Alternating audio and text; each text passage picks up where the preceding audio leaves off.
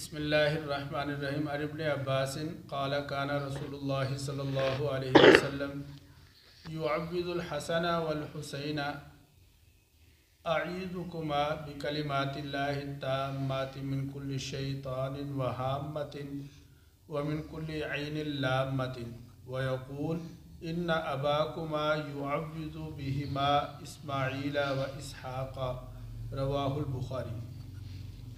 حضرت عبداللہ ابن عباس رضی اللہ تعالیٰ عنہ فرماتے ہیں کہ رسول کریم صلی اللہ علیہ وسلم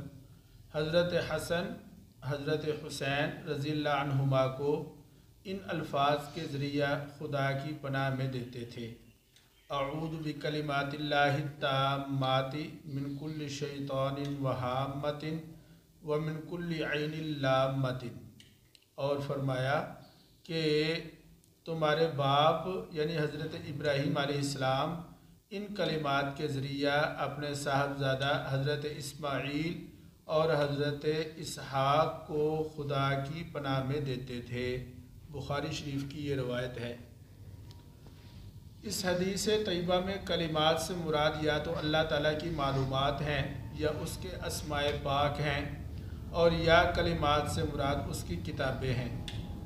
ہر شیطان کی برائی سے کا مطلب یہ ہے کہ ہر سرکش، چاہے وہ انسانوں میں ہو اور چاہے وہ شیطانوں میں ہو، چاہے وہ جنات میں ہو، چاہے وہ جانوروں میں ہو، ہر سرکش اور حد سے بڑھ جانے والے کی برائی سے، یعنی ہر سرکش کی برائی سے بچنا۔ میرے عزیزو دوستو، اس حدیث طیبہ میں جو دعا ارشاد فرمائی گئی ہے، اس دعا کے ذریعہ سے سرکار دو عالم صلی اللہ علیہ وسلم حضرت حسن اور حضرت حسین